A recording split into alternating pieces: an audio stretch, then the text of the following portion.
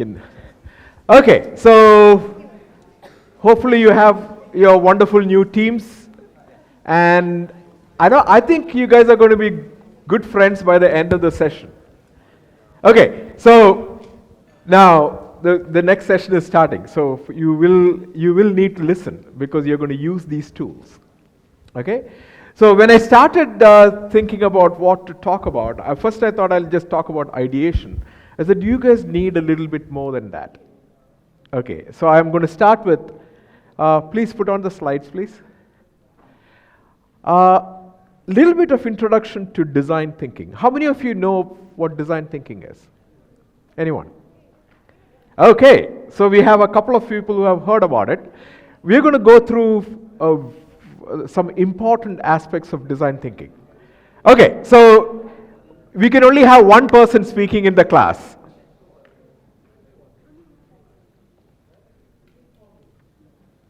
Okay, we can only have one person talking in the class because I cannot talk over your voice. Okay, so you have paid a lot of money to come here, and it is time for you to use that opportunity. Okay, now I asked what is design thinking. I want to actually, my interest primarily is in creating disruptive ideas using design thinking. So that's why I'm going to talk about something about disruption and how do you use design thinking, and ideation is actually part of that, okay? But this is a much larger picture. Okay. So, there are several definitions for design thinking, and this is my definition. My definition is very simple, All your school days, your college days, you have been trained. Given a problem, you have been trained to come up with answers. Okay? You want to sit down? Guys, you want to sit down? Okay, just sit. Okay. So, you have been trained to come up with answers for any problem that is given. But you had never been trained to come up with the questions. Identify the right interesting problems. If you're an entrepreneur, the most important thing that you have is not the quality of your solution, but the value of your problem. Because if you have a wonderful solution for a problem that nobody cares, you do not have a company. Okay, you can create the best team, the best product, the best marketing, everything, but the problem doesn't exist, or at least it's not even important for people, then you don't have a company. Okay? So obviously solution is absolutely important, but the most important core thing is the problem. And nobody in our school years actually trained you to look for problems. So I'm trying to give you a little hint on how to get to that. So design thinking primarily, it's an old process, but here we are cut it down to 5 steps, and I'll cover a little bit of it. Empathize, define. Empathize means understand the problem that your people are facing. Define the problem. Ideate, come up with different ideas. Prototype some of these ideas and test them. It's very simple. Design thinking is not anything, no rocket science, okay? So in our session today, we just want to touch the three things, first 3. Okay? So when you see a problem, what you're really seeing is a symptom. If you see world hunger, and if you say, I'm going to solve world hunger by feeding everyone, you're only solving the symptom. Okay.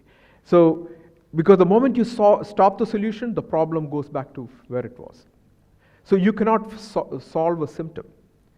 Now, for example, people with bad health habits, adults with bad health, okay, that is a symptom that you see. And when you look at it, it may be because they had some bad habits.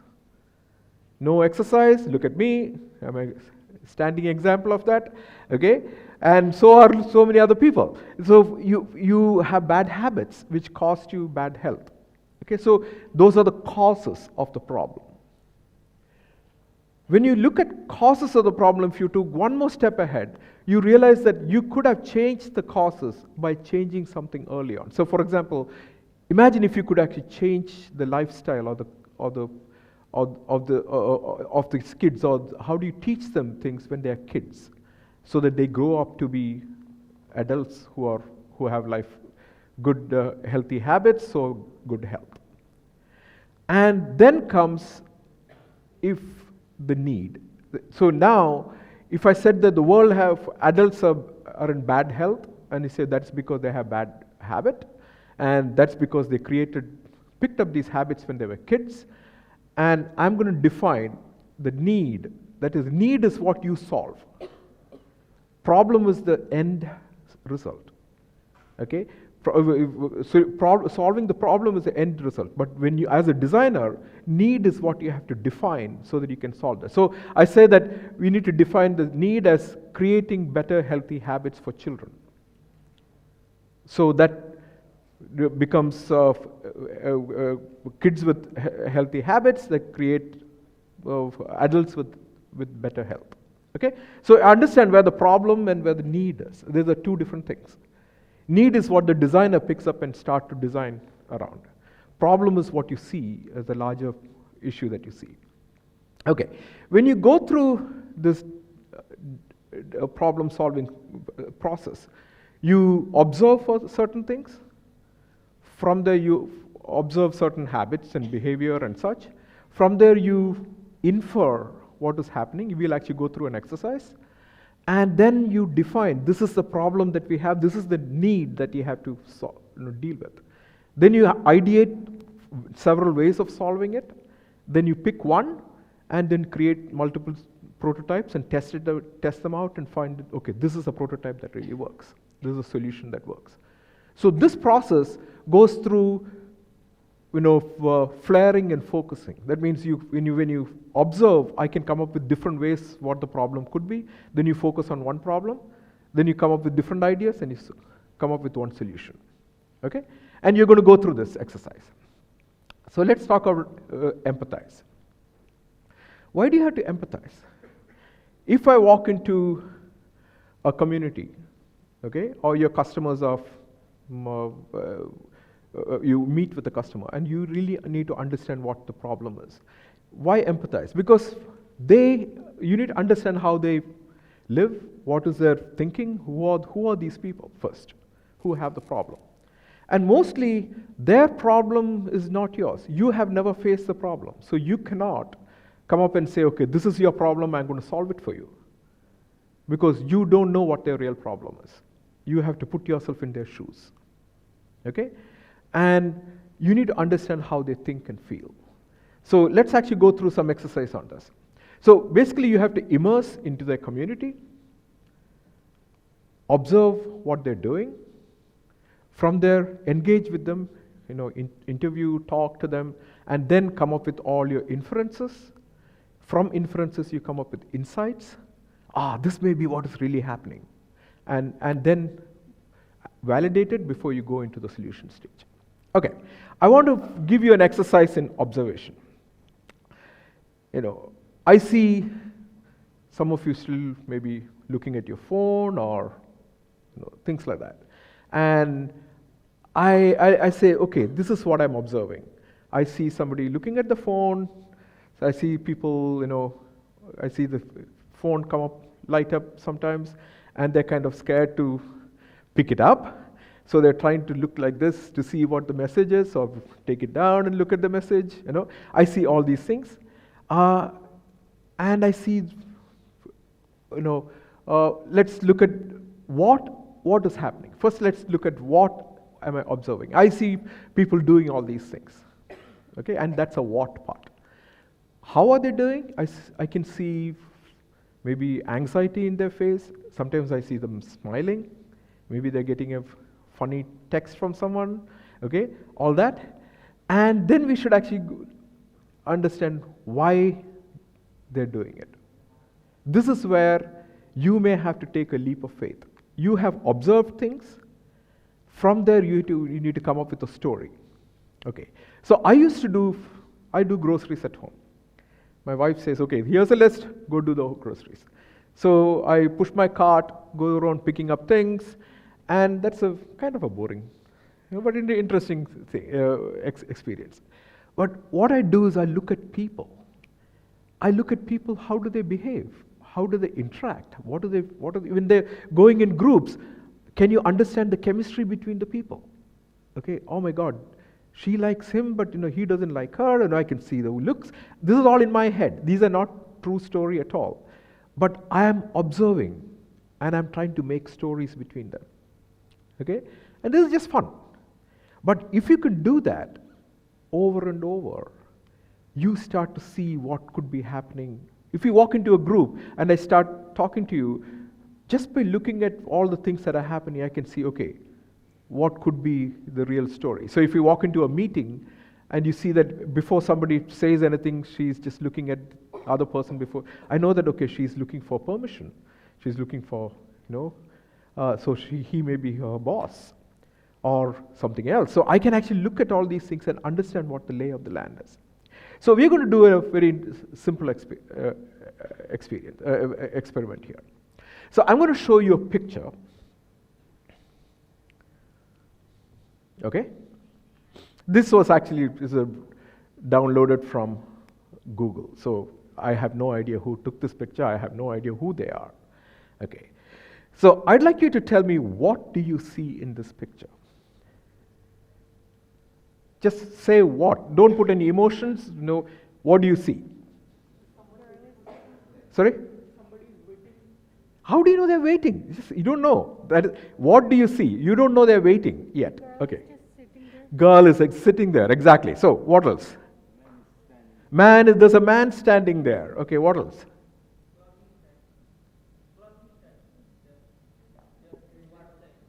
Time? Oh yeah, she's dressed up in some party. I don't know if and she has a phone in her hand. There's some newspaper or something here. She's wearing a shorts and heels. She has a red cap. The man has glasses. He's wearing, and he's wearing jeans, and there's a lot. Maybe it's somewhere in the middle of a city, somewhere in the street or something. And this is all what I see. And she's looking somewhere in this direction. He's looking somewhere in this direction. Okay, this is what you see. Now let's look at how. Can you put some emotions behind what? The girl is checking out the boy. Okay, maybe she's looking at face somewhere else, but eyes at him. I don't know. Maybe Maybe she, okay. What else?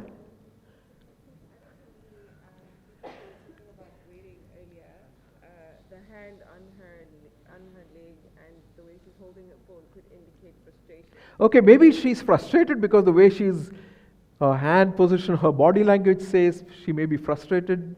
What else? Anything else? Somebody shout her name. Shout her name? I don't know, she just turned around and she heard her name. Okay, so, the dude is kind of a little awkward standing, okay? With this 1 foot, weight on 1 foot, with the hands in his side pocket, and she's basically physically turned around, but I have no idea where her eyes are, and I don't know where his eyes are. Okay? And so there is looks like there's some frustrations, there's some waiting, some anticipation, something else.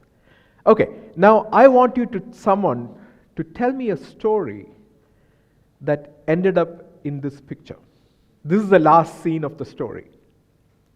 Who can tell me a very juicy, interesting story?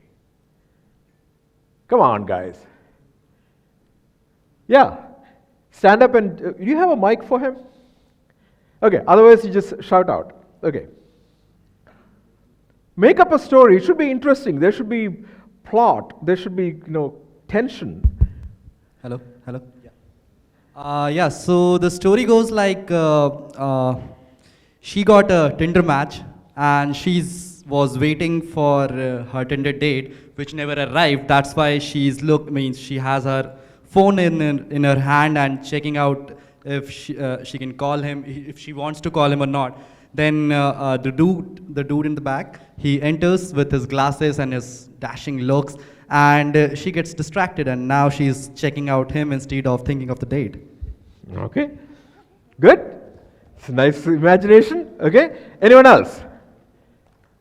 This is your time to perform. Come on, come up with some crazy, silly story. Yes. Okay, make up something. This is your. Okay, so from my point of view, I think that that girl did ask the boy. I think that boy was the boyfriend of that girl, and then the girl asked something for that with that boy. And then the boy refused to give that, and then girl is looking depressed, looking at the boy, and boy just giving her a pose like this. Oh, okay. Okay. Okay. Anyone else? You want to take it to one more level up? Okay. Last one. Okay, go ahead.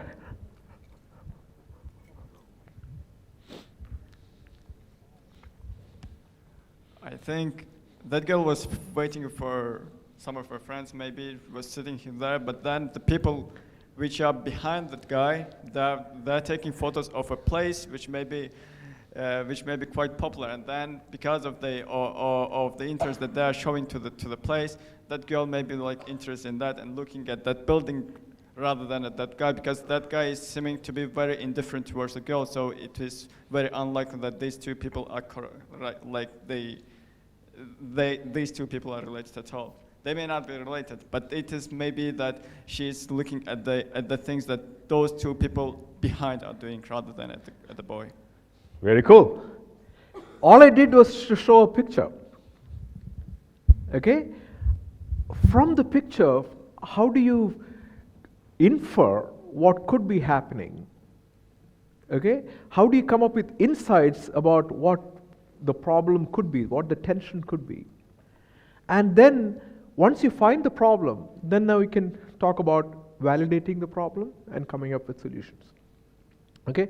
So this is, you can actually do that. You can go through this exercise in your head. When you walk around, keep running this movie in your head. What are these people doing? Why are they doing? And reflect your own feelings and see what would I do if I were in the same position. Mostly what happens is that you may think you're very different from everyone else. Actually, you're not. The way the kind of thinking that goes through your head is very, very similar to what others think. Okay? So, and it goes both ways. That means don't think you're so much better than everyone else because others are also equally good. And don't think you're any worse than others because you're not. Okay? So, when you walk into a situation like this, you need to understand the stakeholders around you. Stakeholders are the people who have any say in the matter. So, if you're a little kid, boy, who wants to buy this little toy, okay? Now, who are all the stakeholders in this decision? He wants to get this toy, and who are all the stakeholders in this decision? Say it out. Mom and dad, parents, of course. Who else? The child, of course. Shop, obviously. So those are three major ones. Competitors of the seller. Okay, so you can go shop in different shops. But who are all the influencers? Yeah, you have other kids. Yeah, other kids. You have your, crazy cousin. Now, who are all the regulators? Who can stop you from making this happen?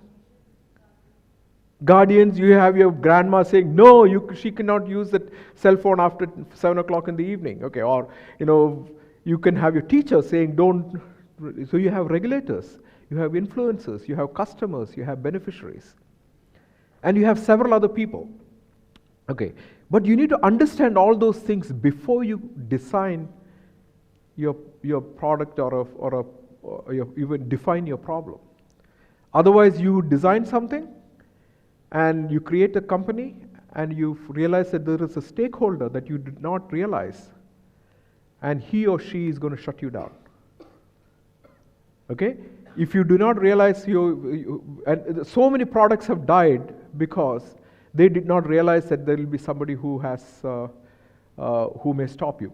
There are these things called the wicked problems. Wicked problems are the problems where people who want to change do not have the power to change. People who have the power to change do not have the interest to change. Okay? So things stay as is. Corruption. We all want the corruption gone. But people who benefit from corruption do not want it gone. But they hold the power. So corruption stays all forever. Okay? So every single problem has a beneficiary, especially if it is status quo. It has a beneficiary.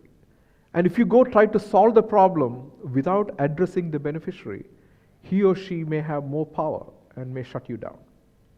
So when you design your company and the business, you need to be very, very careful about that.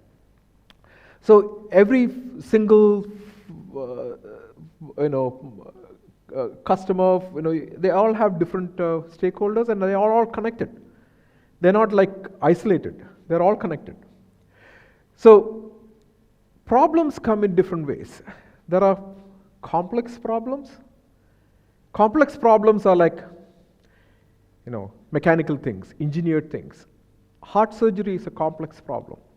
It includes a lot of technical things and skills and such. But it only fails in so many known ways. You can model it very well.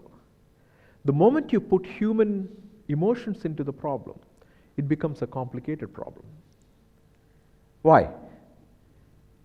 Because, this is interestingly, this was the idea for US to solve this instability in Afghanistan. This was actually from a PowerPoint presentation that the US government made, because there are so many different people who have different interests. And if you create something that doesn't meet their interest, they're going to shut you down. So it's always when you study your system, every problem that you're going to work on is a system. There are inputs, there are outputs, there are actors, there are interests, there are influence, all these things in there. You need to look at that. I know I heard some of the presentations, but that is just the top level problem statement. There is about 5 layers deeper that you need to go before you can actually create a startup with that. Okay. So if you go to a customer or a user and I want to understand how they behave, you need to do an interview. Okay? How do you engage? Who wants to be okay, can you ask the young lady to come over? Come over. Yes. I know I saw you on the phone, so I thought I should wake you up. Okay. What's your name? Taimi. Taimi? Yes. Wonderful. Great to meet you. Okay, so please give her a mic. Okay, so I'm going to show you something, and I'm going to take you through ask you some questions, and be easy, be free. Okay. Okay. So here are a few things I want to show on the screen, and tell me what is the most, what pleases you most. One is waking up in the morning, finding washed and ironed clothes. Nice. When your checkout line is moving faster than others in your store. Someone receiving you at the airport with flowers. Walking into your home after a long while to smell the smell of mom's cooking. Receiving an unexpected raise or promotion at work. Finding that the store has a shoe that you want and it's on sale. Your little sister comes home bloody nose saying she beat up the class bully. Meeting someone from your past that you have helped and saying how big a difference you made in their life. Or your selfie just got 1,000 likes on Facebook. I'll go with meeting someone that you've helped in the past. Oh, okay. Tell me about it. have, tell me about a time when that has happened. Because that is an immense joy, like nothing compares to that. So everything else can be bought and you can experience it so many times, Okay. I feel. And has it happened to you? Or have No, you talked to It hasn't, somebody? no, it hasn't. But have you thanked somebody because of they made a interest change in your life? Tell me about a time when someone made a big difference in your life. It's okay. It's a bit personal. No, you don't have to pick something that is you can talk about. Everything is personal at the end of the day. True. Yeah. Wow, Tell me so about a many. story when someone has really helped you. Oh, okay. Let me give an example. When I first got to China in 2013, and I didn't know any Mandarin, and I was lost and sick and everything, and someone helped me out. And yeah, that was amazing because I didn't know what to do with myself. How did you end up in China? I was studying there, What were you doing there? What were you studying? economics and finance. Wonderful. Okay, that's nice. So, how did you? Where are you from? Namibia. Namibia. Okay. Yeah. How did you end up from Namibia to in China? Best place to learn business. Is it? Yeah, that's true. Tell me, what did you learn in China in your experience? How many years were you there? 4 years? 5 years. 5 years? Yeah. Okay. Talk about your experience in China. What did you learn? What was the one key takeaway that you had that you use in your life? Something that I use in my businesses is that people buy with emotions. And that's something that I didn't know before, but that's something the Chinese have taught me. Because the way that they approach people, you would want to buy even if you don't need that particular thing. Wow. And have you applied that, where have you applied that learning in your life? In my businesses in Namibia. Okay. Yeah. Tell me, how did it work out? Tell me a story. I'm trying to get to your stories. Okay.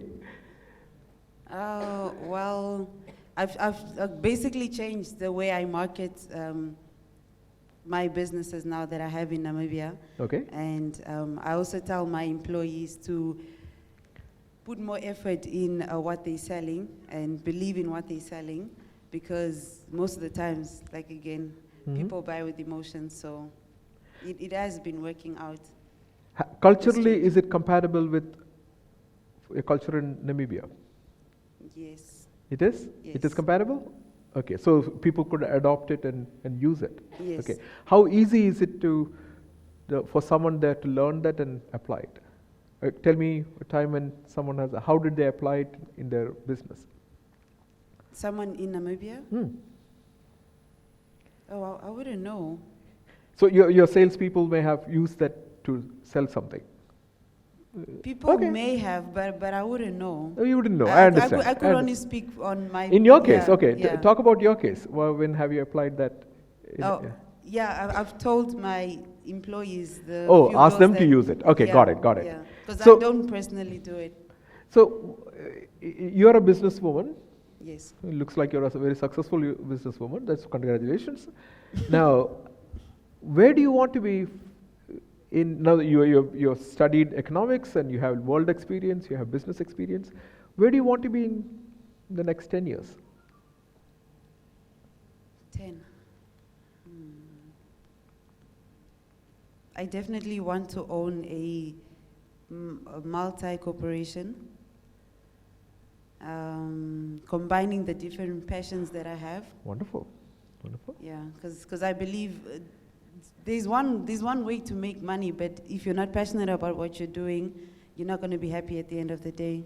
So I would definitely like to combine my different passions into something global, mega.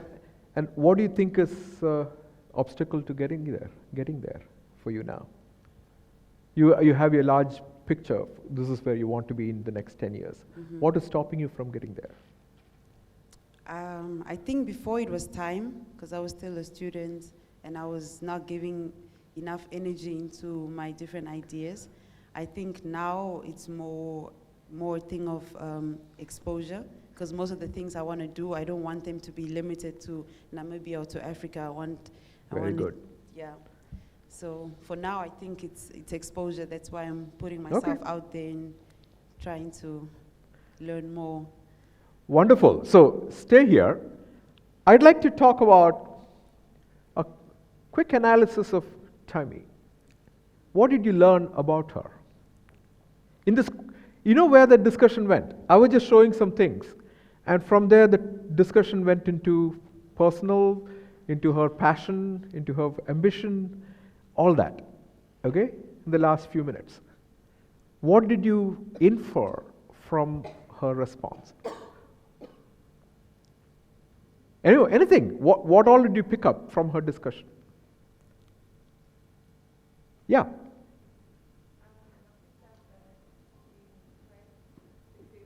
She's quite successful, yes?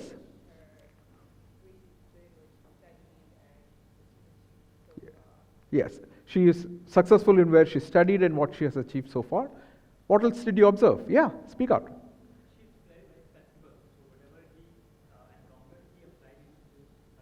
Yes, she applied whatever she learned into her job and her life to make a big difference. Others, yeah?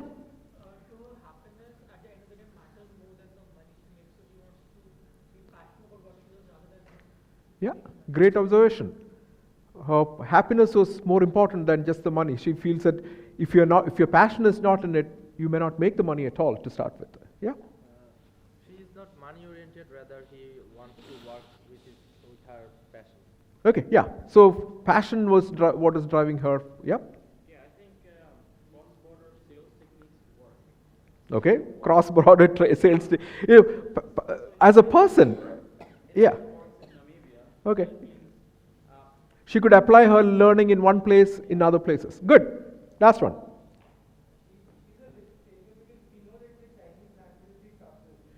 Wonderful. Yeah. She's a risk taker. She has actually gone from Namibia to China, learned the language, studied there for 5 years, and picked up all those things and went back and applied it, created a business. You know? So this is all wonderful. Yeah. You had something? Yeah? Sorry?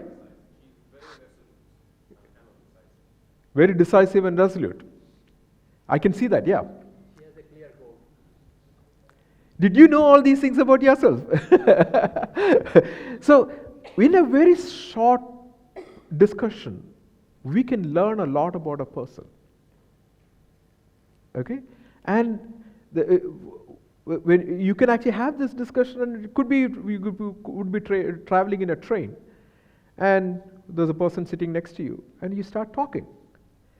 And people want to tell you about what they want to tell you.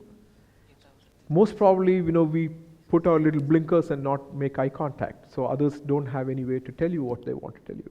But if you start asking, and if you're really genuinely curious, and you can listen, actively listen, people tell you, and you can learn a lot about people by just listening and just asking the shortest questions.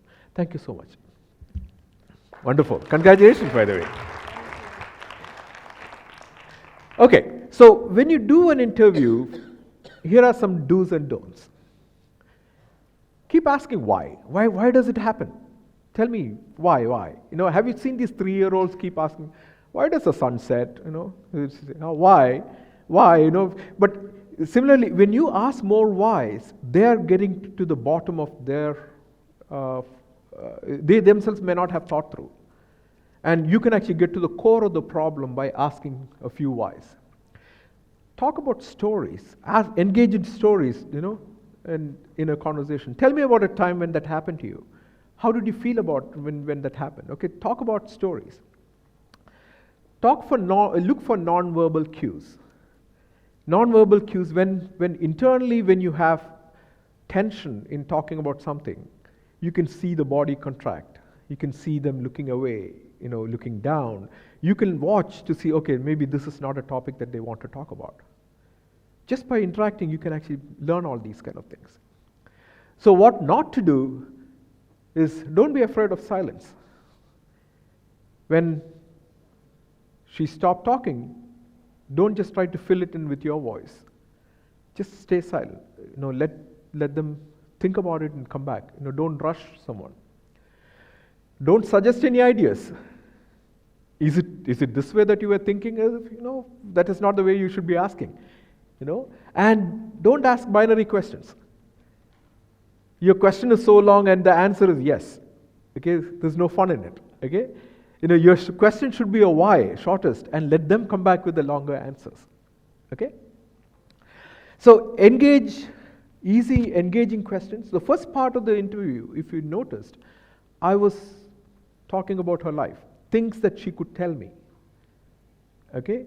Then you get into aspirational query. What does she want to get to? Where does she want to go? Then most often that is the time when people start to think. Most often people wouldn't have thought through where they want to be in 10 years. Okay? And then when you start asking about the constraints to reaching greatness, that is when what is stopping you? That's when they start thinking about what they could do.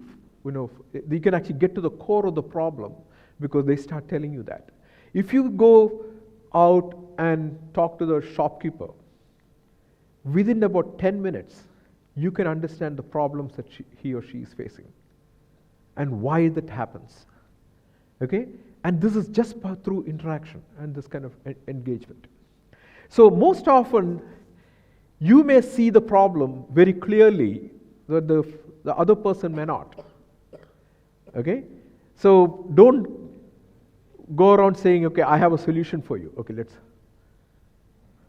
just, there's all this pressure, And sometimes it feels like it's right up on me. And I can just feel it, like literally feel it in my head. And it's relentless. And I don't know if it's going to stop. Maybe that's the thing that scares me most, is that I don't know if it's ever going to stop. Yeah. Well, you do have a nail in your head. It's not about the nail. Are you sure? Because, I'll bet if we got that out of there. Stop trying to fix it. No, I'm not trying to fix it. I'm just pointing out that maybe the nail is causing. You always do this.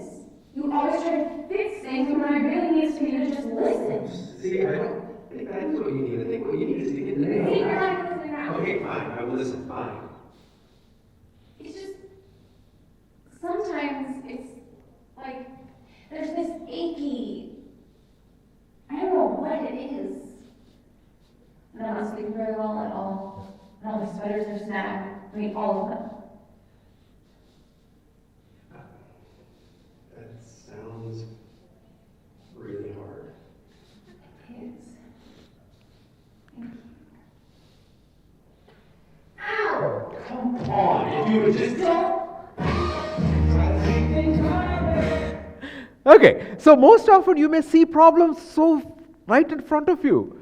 You can't just go tell them this is your problem. Okay? They'll shut you out because so many people may have said the same thing and it hasn't actually sunk in. So, okay, so here's a challenge. I'd like you to pair up. If you're odd number, just pull up somebody on the other team. And we don't have 10 minutes. We'll just give you 2 minutes, 3 minutes. Okay. So each one of you interview the other, and after about 3 minutes, we'll swap. Okay? And at the end of it, I'd like to hear some interesting personal conflict that the other person was going through. I just want you to experience this interviewing technique. Got it? Okay. Starting, just pair up now. Okay, so you guys, okay, you turn around and you just pair up. Okay, anyone odd number, just come over. Yeah, come over. Just come over, yeah. Okay, start. Time is up. Go ahead.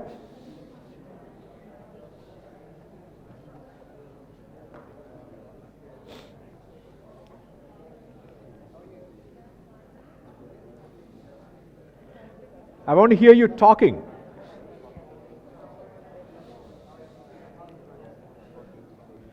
You have odd number. Just go join one of them. You should be in pairs. Yeah, just go join one of the.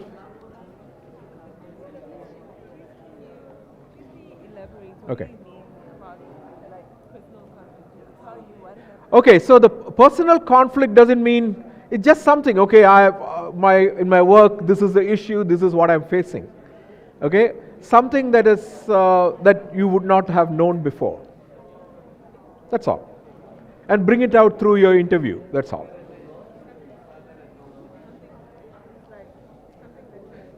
You want to join there? There are 3 of them, so you can pair up with one of them. Yeah, go ahead. Okay, swap. Interview the other person.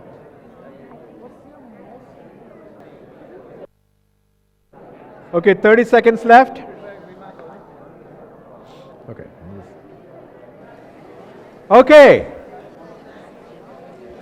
Stop. Okay, you still want to talk. Okay. Just close it up in 10 seconds.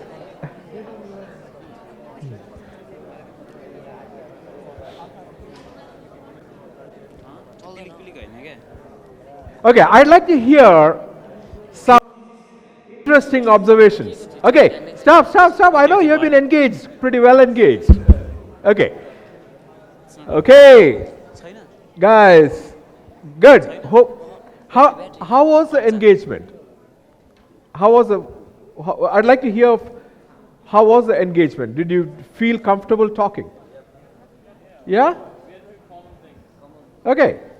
And I would like to hear, anyone want to talk about an interesting conflict the other person was having? Get their permission before you can talk about it. Who wants it? Yeah, go ahead.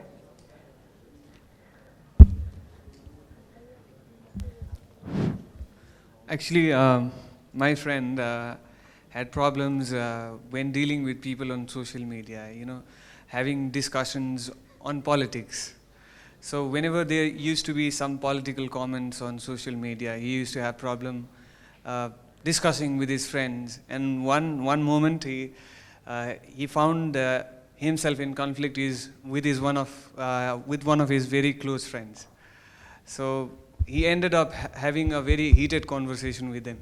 So what I understood while discussing about that was we are keeping few things above relationships. Mm-hmm.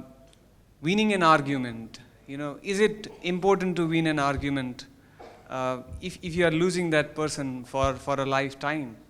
Excellent. So that's a simple summary of what I discussed. Wonderful. That's wonderful observation. Okay, anyone else? Anyone else who want to share something? Something interesting, come on. None of you actually got to anything interesting from the other person. I saw you were all totally engaged. So what did you pick up? Yeah, speak up, yeah. So yeah, we were talking about how our passions are ever changing in our life. Like one time you have one passion, and then immediately, like while you are studying that or while you are pursuing that, you think that the other thing is more interesting than what you are studying. So you go for that. So sometimes passion can be really conflicting as well. Like for me personally, and even for him, it's quite interrelating that we find passions are sometimes really conflicting when it's personal. Wonderful. Like you want to go for one passion, immediately you go for another one. So it's like it might divert your aim as well. Yes. So that's what we were talking about. Very good, very good. So last one, okay. Okay, thank you. Okay.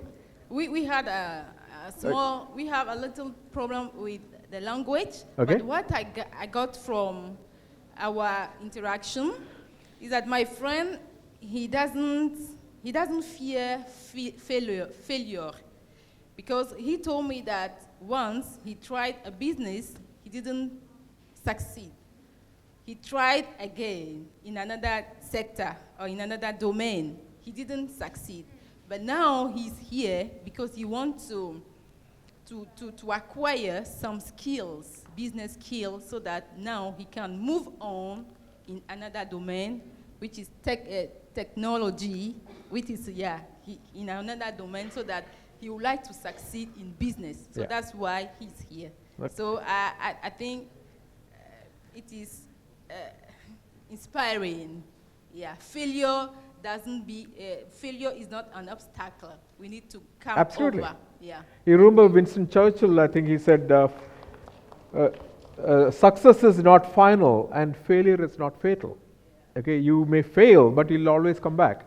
Just because you succeeded doesn't mean that you're going to stay around that way all the time. Okay, and failure basically is necessary to learn.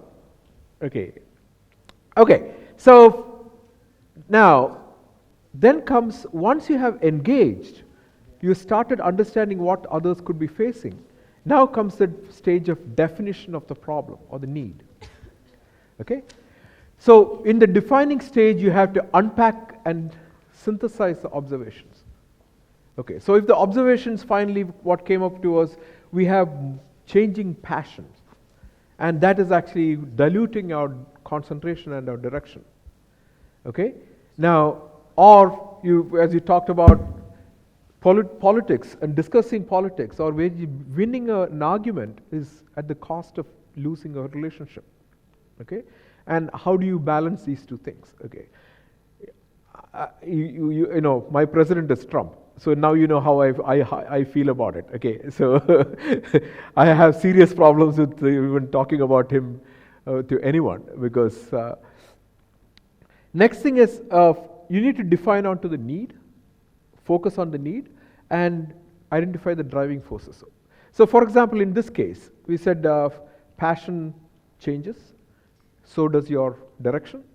So if the need is, I say that, you know, youngsters go through different things that excite them and they go after them. Thereby, over time, they suddenly lost track of where they are. Okay? And the issue is that at some point they realize that they are lost in their direction. Am I saying it right? Okay? So, how that is the problem that you are trying to deal with. Okay? And I would say the issue is not about the lack of direction, it is about thinking about looking at the same thing in a very different way. I say you have gone out and tried different things and learned so many different ways. You know, I can tell you there is no experience in your life that will go waste. Okay? No experience. Because at some point you realize that I remember doing it, 15 years back. I was in the same situation. And I'm much older than all of you, and I have gone through serious ups and downs and failures and all this kind of things. And I believe when I look back, the hardest times and the things that I thought I'm never going to use were the things that actually came back to help me. Okay? So there is no such thing as a lost experience or the unused experience. You'll always have that. So you need to synthesize your observations. You say observation is I notice something, inference is that I wonder if this means that could be happening, and insight and hunches, what kind of actionable learning do I have about the person? So you could actually write it in some form like this. We met and talk about the person who you met. We were surprised to notice and talk about the tension and the contradiction. What's your name? Asif. I met Asif and I was quite inspired by his life experience. I was quite surprised to notice that he felt that most of his passion were actually driving him in different directions, which he felt that he did not sit down. Yeah. Where he felt that he was not achieving things. We wonder if this means that more youngsters, they do not value what they're facing. They think that only the shining things are the most things that should go for, and they are not actually digging deeper and understanding their experience and using it for converting it into learning. It would be game changing if you can create some way of categorizing and cataloging your experiences and using that for a mechanism to use it for your life, future life. I'm just making it all up right now, But question is, can you put your experience in the discussion in these terms? Of course, you have to have Mario. So you have observation, inference, and insight. Okay? So how many of you have gone through a CT scan or an MRI or one of those things? Okay. So several of you have gone through it. So here was this GE engineer. GE makes CT scanners. So when he visited hospitals where children were getting imaged because they had cancer and such, they found that these kids had to get anesthesia. And a large number of people were getting sedatives so that they could be put into the CT scanner. Normally, we don't get any of those things. So he said, oh, this is interesting. I need to understand why. And he found that these kids, with sickness, are always cared for. They don't get out to play. They don't do any of those things because they cannot, because parents don't want them to expose them to things. And when they come to the hospital, they get injection, and they are put into this X-ray machine or a CT scanner which makes noise, and all the adults leave the room, and you are asked to stay there, lie down still for 10-15 minutes, and the kid is scared. And when she starts moving around, they take her out and then give her an injection, so she sleeps when they're taking the imaging. That was quite a moving experience that this engineer had. So this is what a CT scanner looks like. If this is where the patient lies down, this is what it looks like inside. I was involved in some of these designs in my previous startups. So when you run it, I won't make the noise too much. That is what it sounds like when you're lying down inside, because you have this 2 tons of mechanical things rotating around you. Okay. So when this engineer went and met with these patients, he heard that my brother gets to go to camp, but I cannot go. Obviously, because parents don't want to expose these kids to any of those things. They observed that their brothers had trophies, but the sick kid did not have any trophy or medals and sports or anything like that. So the hunch was that life-threatening illness suck all the adventure out of their lives. Because it's true. They have no adventure. Even when they brought to the hospital, she's scared, coming in. So they wrote that we met Sarah, who was 8, a cancer patient at hospital. We were surprised to notice that she was scared and had a very tightly managed life. The parents were not letting her run around, do any of those kind of things. We wonder if this means that she wants to experience fun life like other kids. It would be game-changing if we can create an adventure experience at the hospital, because that's the only place where they come. So GE engineers made this. So they painted the room into, Pirates of the Caribbean. The doctor comes with a hat and a parrot and all those things, and with an eye patch, and says, "Hey, we are going to go look for treasure, and this is the ship. Lie down on the ship, and it's going to make some noise. We're going to go find this thing." And the kid was part of the adventure, and they brought down the level of medication that they have to give the kid by a large amount. Okay? It is because you could get to the core of the problem. And other very interesting thing is, no problem has one single cause. So every problem has multiple causes.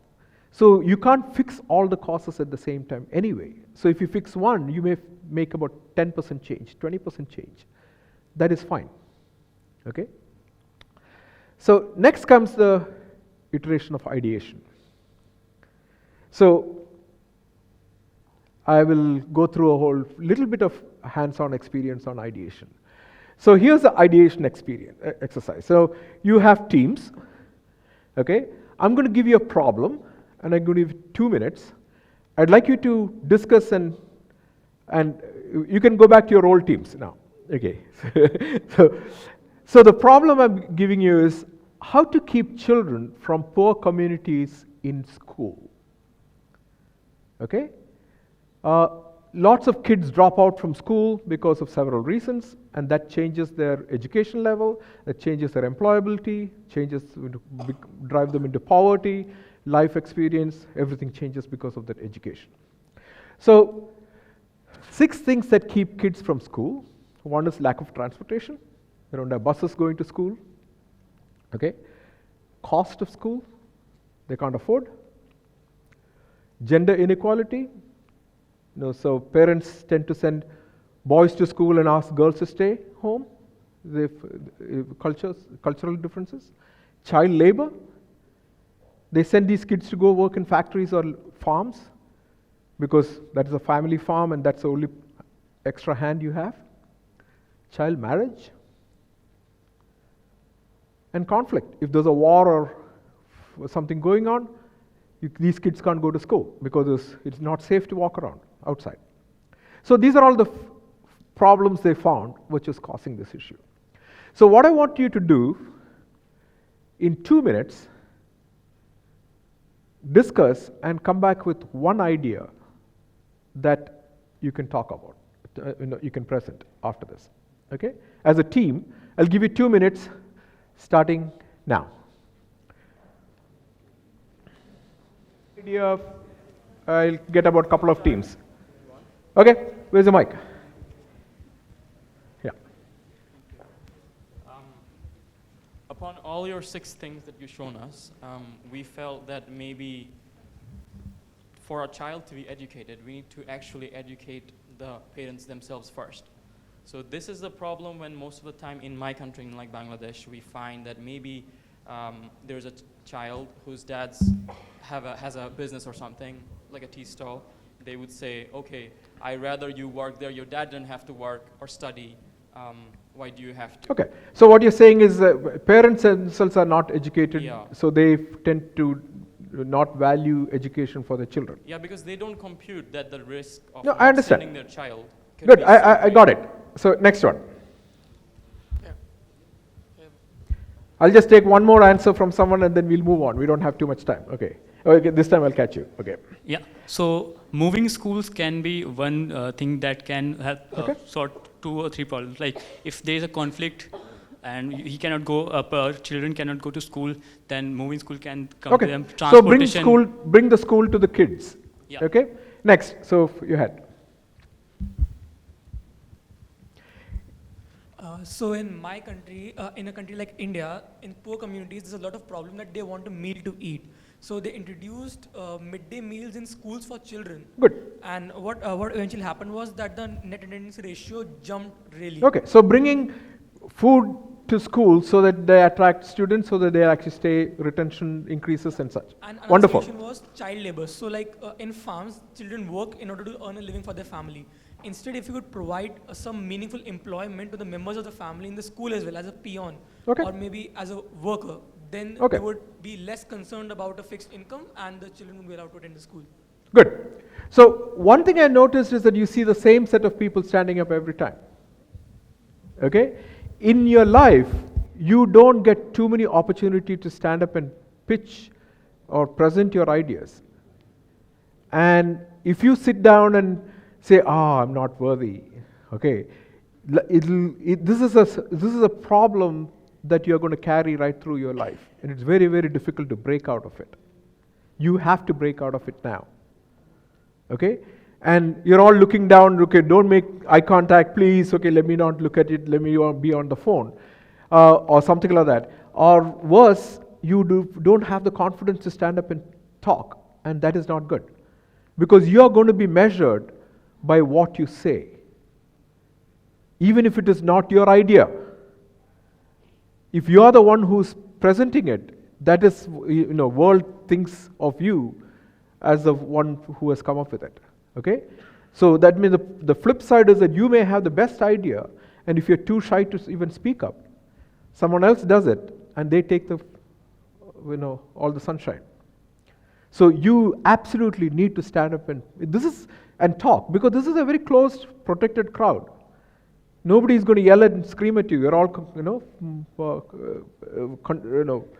all peers. So you should stand up and take every opportunity you get to speak. Okay, so if we heard several ideas, okay, and I would say that most of the ideas that I heard were understandable. That means if people told me an idea that I could understand, that means a million other people could have understood the same idea. Okay? So the idea is quite obvious. I say that if you pitch your business idea to 10 people and 8 of them say it is great, you should drop your idea. Why? Anyone could have thought about it. You just happen to think that you're the only one who thought about it, and it made sense to others. And if you think about companies like this, they came up with something very different. Cars have been around, taxis have been around for 100 years. Only in the last 15 years, we had a very different model. Okay? It's not because if I had asked someone 15 years back, let's start a large taxi company, you would have thought about buying cars and hiring drivers. Okay? They flipped it in a very different way. So you almost have to think of sometimes the opposite of. My life is the complete opposite of everything I want to do. Every instinct I have in every aspect of life, being something to wear, something to eat, and something wrong. George, you know that woman just looked at you. So, what am I supposed to do? Go talk to her. Elaine, bald men with no jobs and no money who live with their parents don't approach strange women. Well, it's your chance to try the opposite. Instead of tuna salad and being intimidated by women, chicken salad and go around. Yeah, I should do the opposite. I should. If every instinct you have is wrong, then the opposite would have to be right. Yes. I would do the opposite. I used to sit here and do nothing and regret it for the rest of the day. So now I will do the opposite and I will do something.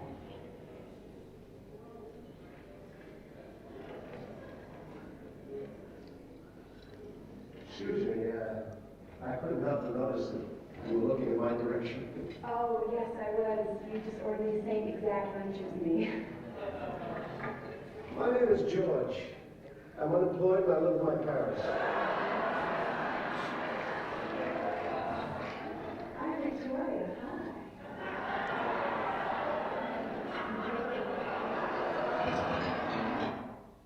Okay, sometimes it works. Okay, so I would like to go through an ideation exercise, and I want 3 or 4 volunteers. Come over, yeah. I think the quiet ones need to come up. Why don't you come up? Yes. If I have to pull people out, that means it's hard. Yes, come on. You don't get so many opportunities to come up and do these things, okay? And when you get it, you should grab it. Okay, so what we're going to do is this. Give me a problem, something very simple. Don't give me things like climate change or things like that. Something small that happens to you. So, I should have just fixed this long back. I wish I had a solution for this. My laces keep coming out. Shoelaces. That's fine. Something simple. Come on. Anyone? It's too cold? Where? No, I'm from Boston. Okay, so it's too cold. Okay, any other kind of problems that you normally face? Come on, guys. Yeah. Where did I park my car? Dude, where's my car? Okay, so anything else? You're hungry. Okay. Bad habit of pressing snooze button. Okay, let's pick up his car problem. Okay, so the issue is that we park the car, go to the mall or movie or something, and you're coming out, you have no idea where the car is. Okay, and I go around pressing the beeper to see where the noise is coming from. Now, what your job now is to come up with crazy ideas. Because let the obvious ideas come out first. Get it out. Okay? No, wait. Okay, so let me give you the instructions first. Your idea is to tell me the craziest ideas, okay? You have option, you gave a crazy idea, you can build on it, or come up with some other idea, okay? So, where's the mic? Where is the microphone? Okay, so normally we would be writing it, but let's actually, you have one more mic? Okay, so come over closer and say, and you can shout out too some of the answers. Okay, give me some ideas. How do you solve this? Well, the way, use the mic. Yeah. The way children gets lost, we call for announcement. So he's gonna just announce that I have lost my car. I have lost my car. Okay, and the car comes to you. Wonderful. Okay, either build on it or change something else. We could use the color system. If you can say red, blue, green, and then you can find your car in the red lane, blue lane, green lane, Change the and colors on the know parking lot. where to go, like whether I've parked here, there, and you can identify a car by looking at the lane color. Great. So. Yeah, maybe we can have an assistant who knows where your car's parked in a map. Okay. He just goes and fetches it for you. Okay. And others, you can actually also pitch in some crazy ideas, okay? Yeah? Maybe a tag to identify where cars are parked. What is it? A tag to identify where cars are parked. Okay. Now, can you build on any of these ideas? Any of you want to add on to these ideas? Yeah?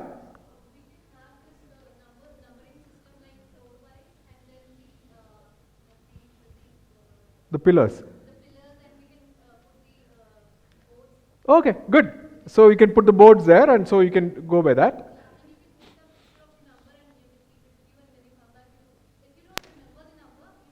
Okay, got it. So I want something crazier than this. This is all things that we could understand. Okay? Okay, we can teleport. Yeah. Like get a crane. That's fine. Wonderful. Teleport is good. Okay. So Why not using a time machine? Time machine. Okay, now you're talking. Because first you have to exhaust your obvious ideas.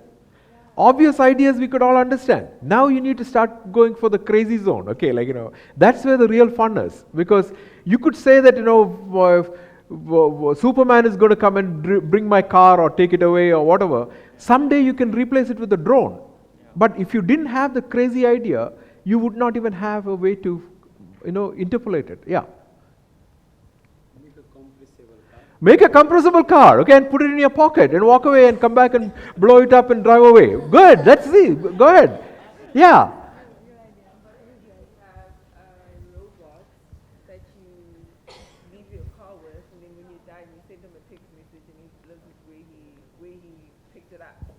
So the robot can actually lead you back. It also lead you back to the car, okay?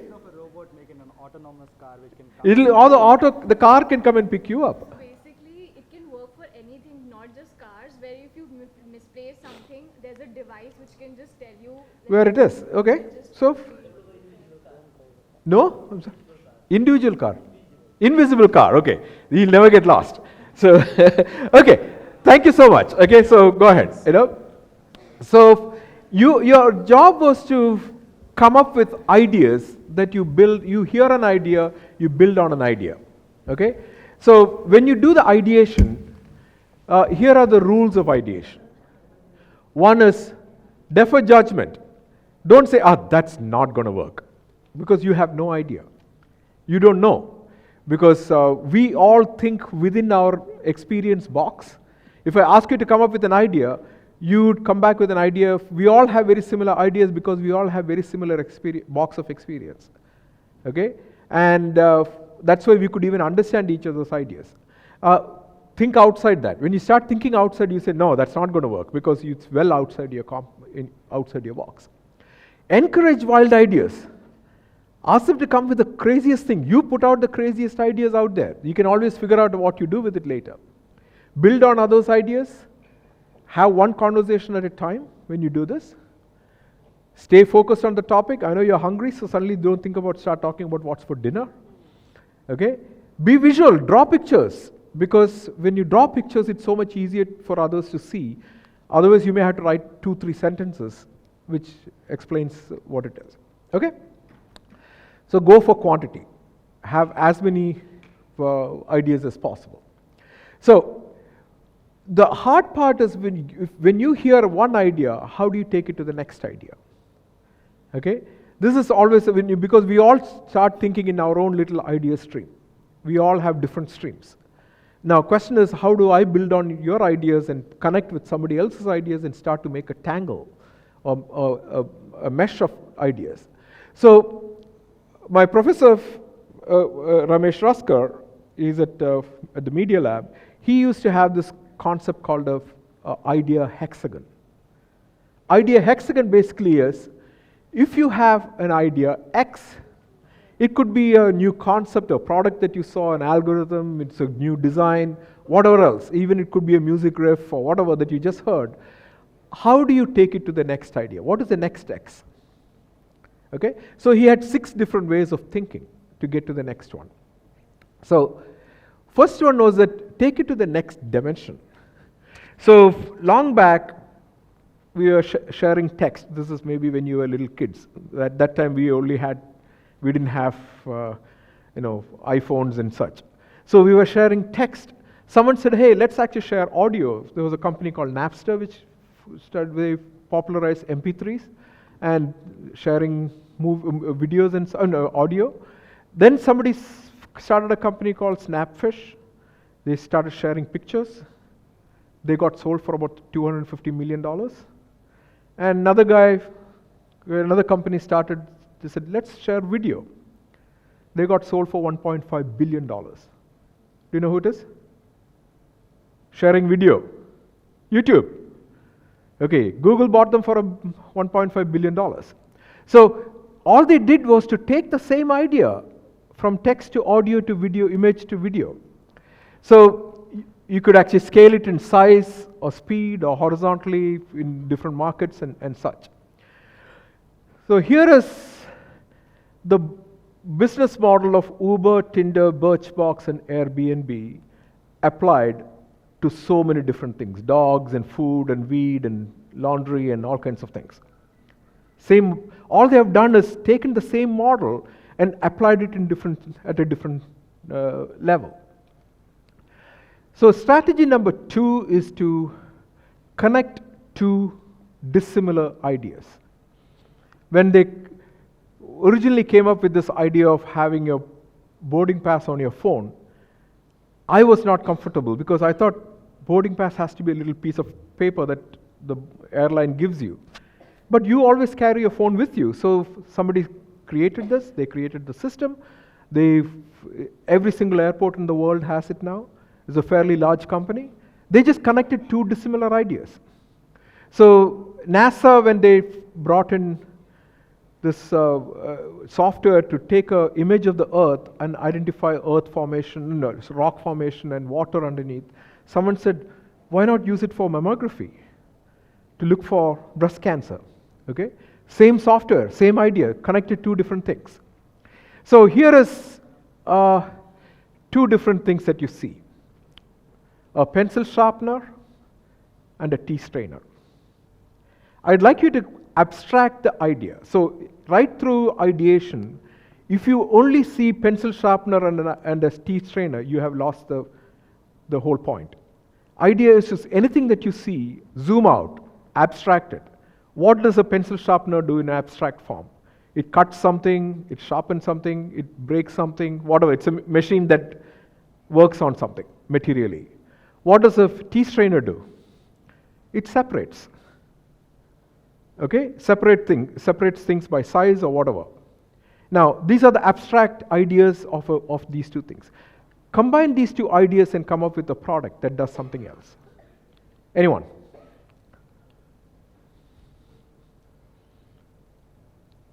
Juicer. You put fruits into it, it pulps it and filters it out. You can create granite breaking things which actually cuts it down into small pieces of stones and separates out by size and all those kind of things.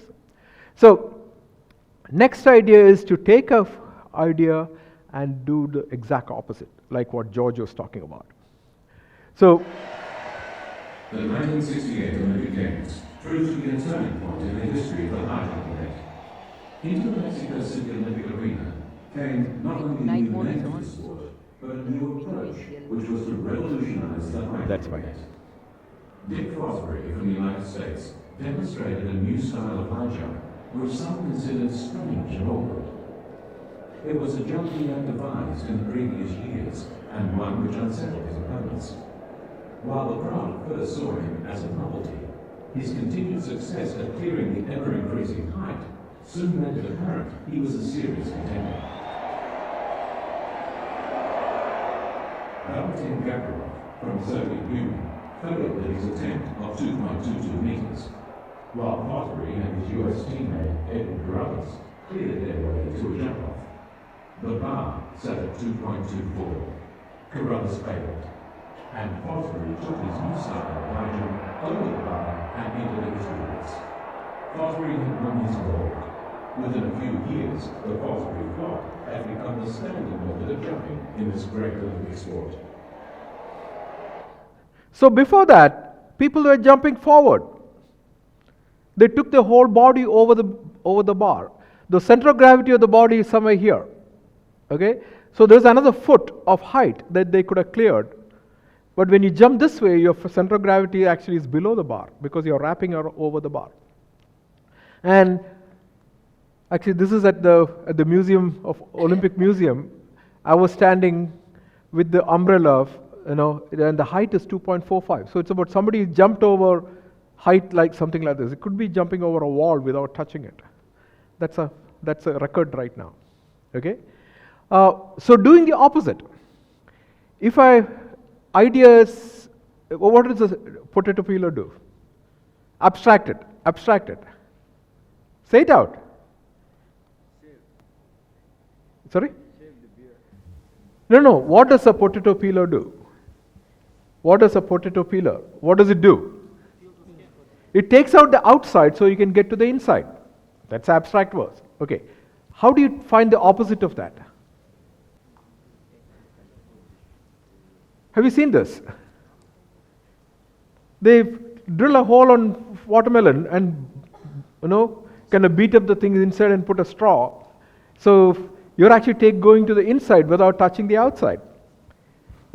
So you don't have to cut the watermelon, and after that you can just throw it away. So next strategy is, once you find a hammer, find all the nails. That means once you find a solution, find all the problems you can solve with that. Okay? For example, app is a solution that can solve several problems, banking and health and all these kind of things. So here's the idea of a tape dispenser. What does a tape dispenser do? Abstract. It pulls out something and it cuts all with one hand. Okay? Where do you use this? What other applications can you use this for? Haircut? Oh, that's a cool idea. Actually, they had a product called the Flowbee or something which you can attach to your vacuum cleaner, and it was doing that. It was an old product, okay, in the US. You could use it for basically your toilet paper and all these kind of things, exactly the same application. Okay, you dispense and tear with the same idea. Okay, so the next strategy is, once you find a hammer, find all the hammers. So it means if you found a solution to a problem, find all the solution to the same problem. Okay? For example, what does a stapler do? Abstract. It puts paper together. Tell me 5 different ways to put paper together. Clips, glue, you can bind it, stitch it, you can do several ways of solving the same problem. But the moment you see all I'm trying to get to is that the moment you see an idea, don't freeze. Go in 6 different ways. You have the ability to do that. So the last strategy is, once you've given found a solution, found X, find the next X, add an adjective. Okay? What does Pizza Hut do? Hello? They sell pizzas, of course. What does Domino's do? They sell pizzas too. They both are equally crappy pizzas. But Domino's added one adjective that made them a global leader. What was that? Delivery. Faster. They said, we are faster pizza. 30 minutes or it's free. They became from nothing, for a small little shop somewhere in the Midwest, became a global company. So, for example, what are these? Color pencils. Can you add an adjective to make it different? Color pencils that, or an adjective before or after? Someone? Color your dreams, okay. Pencils? Color pencils? So, sorry? Permanent color pencils. So, someone said, okay, let's actually make watercolor pencils. Have you seen these? You could actually draw with it and then do water and make it into like a watercolor. Or multicolor pencils. But the interesting thing is the guy who goes to buy a watercolor pencil is not going to buy a regular color pencil. You have made a market for yourself by adding an adjective. Okay? So these are the six things. So if I showed you a drone and come up with ideas that first thing is to abstract it. Don't think of a drone as something that flies. It could be any moving robot. Okay? How do you find interesting applications for that? Delivery is still flying. I can think of a robot that goes through my bloodstream and delivers drugs where the illness is, and nail polish. I can think of nail polish that colors that automatically matches my clothes, changes with my moods, shows my health, all kinds of things. You can just take one idea and just run in different directions. So your job now is to iterate. Your problem is still the same. Okay? How to keep children in poor communities in school. So at this time, you should have some post-it pads. You have post-it notes? Okay, just give one or two per table. So your goal is to come up with as many ideas. Just write each idea on a piece of paper, say it out, and leave it on the table. Okay? So all of you can hear what the idea is, and you can build on it or start with a new idea. Okay?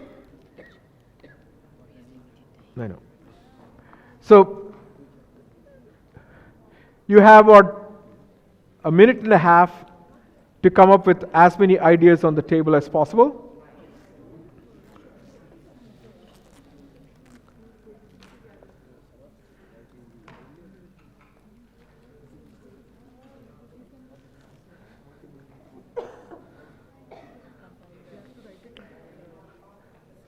Okay, yeah. Yeah, each idea, you say out an idea, you write and put it on your table. So others can see what your idea is. Okay, we are going to go a little fast. Okay, you all have, each table has a post-it pad. One idea per pad. Okay, you have, starting now, write your ideas, you can talk, write your ideas and put it on the table.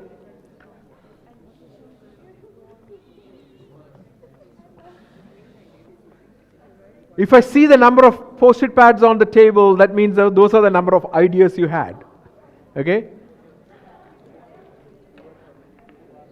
Say it out. Say out your idea so that so others can hear it.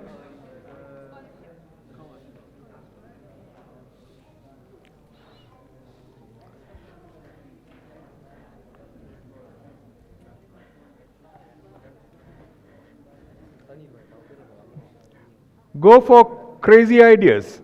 Go for wild ideas. Go for as many ideas as possible. Say it out to your team members. Team members can build on it or start a new thread of ideas.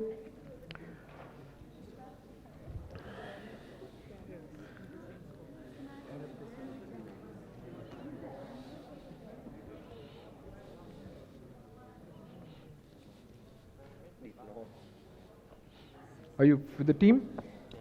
Okay.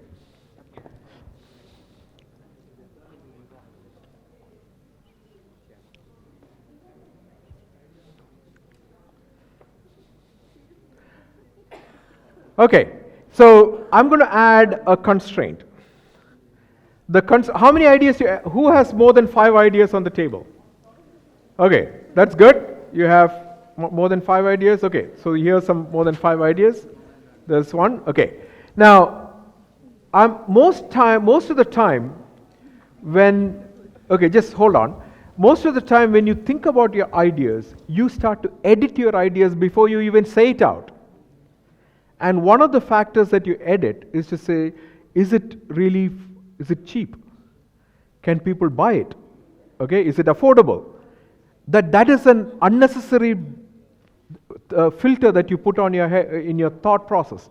Okay, so I want you to come up with ideas that are going to cost more than $1 million. So don't be a cheapskate. Come up with the costliest ideas. Okay, starting now.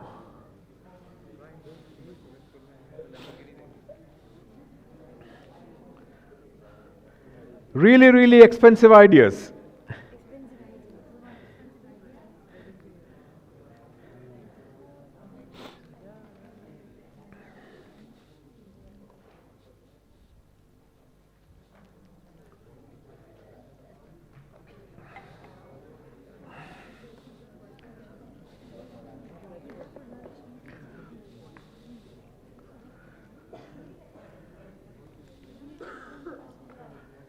Say out your ideas. Don't just write it in silence.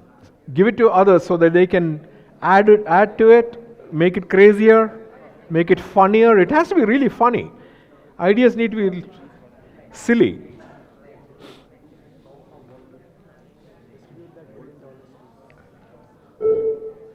Okay. The next constraint is that you filter your ideas thinking, would people accept your ideas? Okay? Now, is it socially acceptable? Is it politically correct to say this? All those things. I'd like you to put out ideas that will get you fired. That means ideas that are illegal, immoral, doesn't matter. Okay? Just say it. You're not breaking any laws by saying ideas that are so crazy and that will get you into trouble. Okay? Starting now. Go for the craziest ideas that don't sound politically correct. It's okay.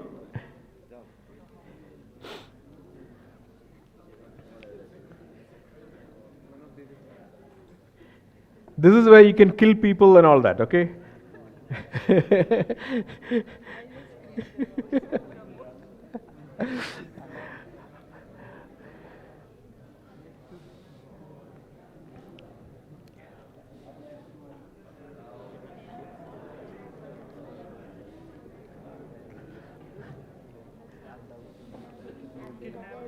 Kidnap is perfectly fine.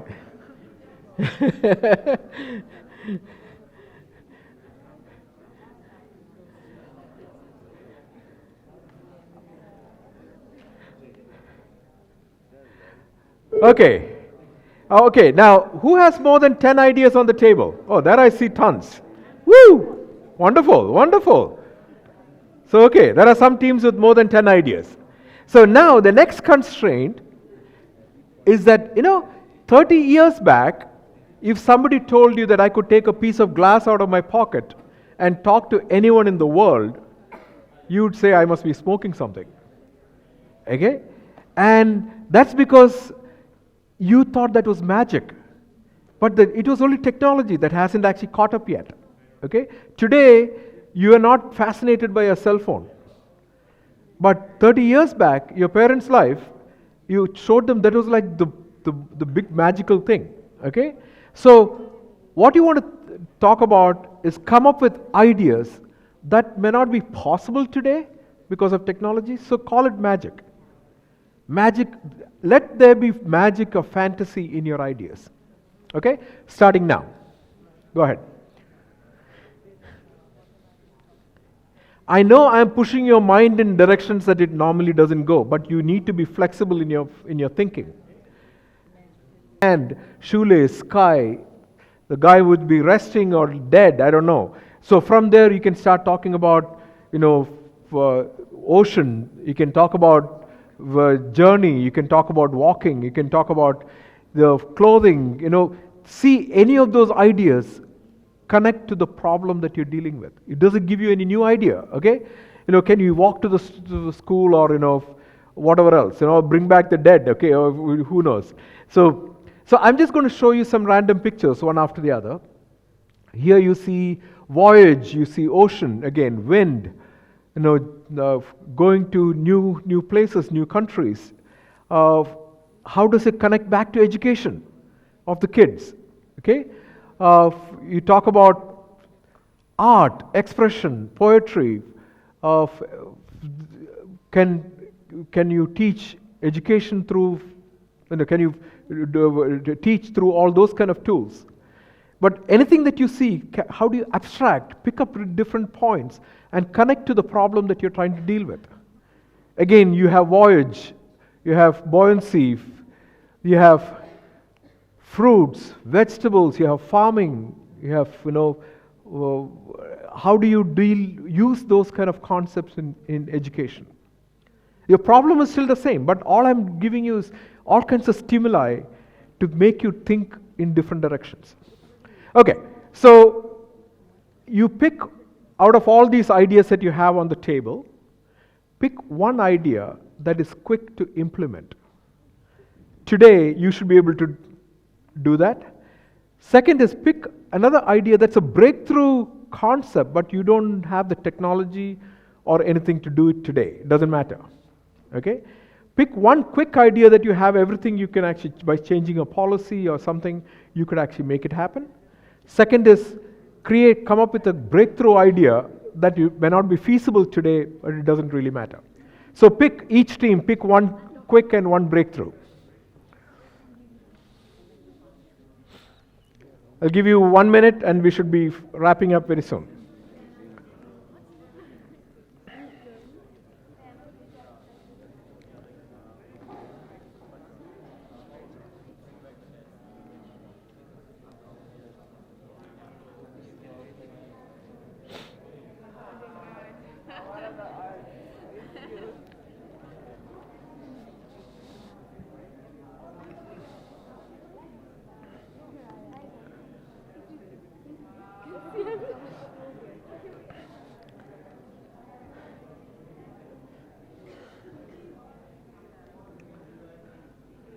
Okay, have 30 seconds.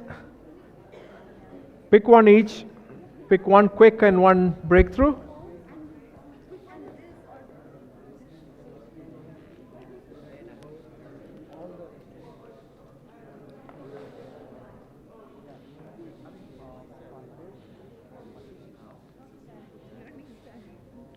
Okay, I'd like a couple of teams. We don't have time for all the teams to present. I'd like couple of teams and please, new people should present, okay, in each team. Let others talk about, okay. You're one team, this is one team, one more team, want to present. Okay, just stand up and we'll bring the mic. Who has the mic? Okay, just take to one of these teams. Just stand up. Just quickly give the two ideas, okay? So we don't have to tell the whole story. Okay, what is a quick idea and what's a breakthrough idea?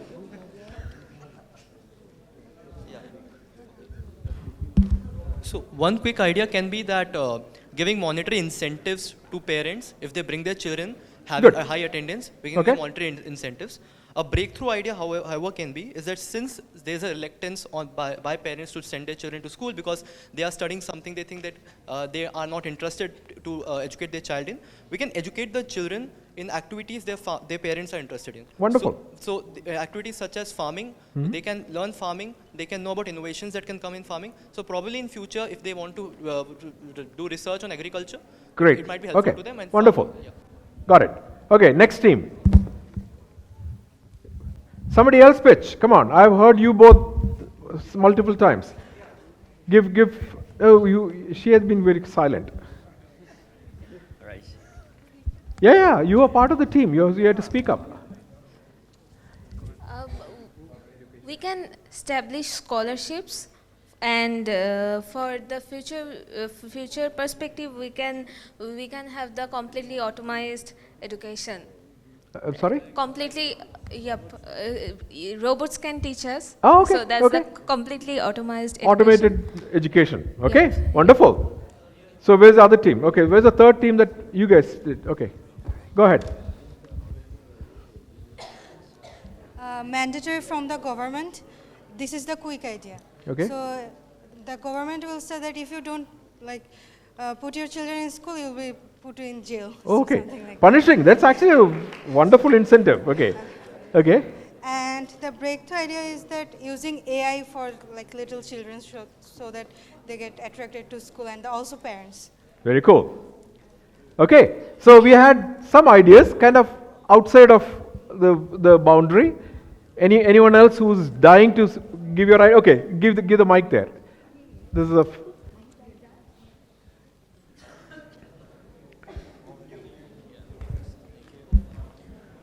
like robots inputting data into the kids' brains, like a socket inputting in their very heads, cool. and Okay. every knowledge How they do you want dump is data there. right into the brain? Okay. If you can get data out of the brain, you can always put data back into the brain. Like a mystical, fantastical is, like in Bangladesh there's a saying, like, do you expect me to make it into a soup and feed you? Then yes, make a soup or make a pill and make the child eat it, and he's like Einstein or she's like Einstein. Okay. Wonderful.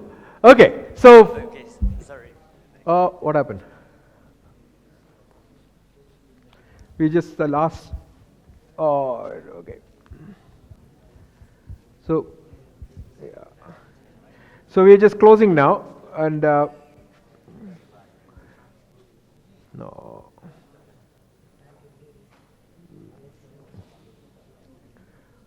Okay, so we are done with this, and I just want to close it up.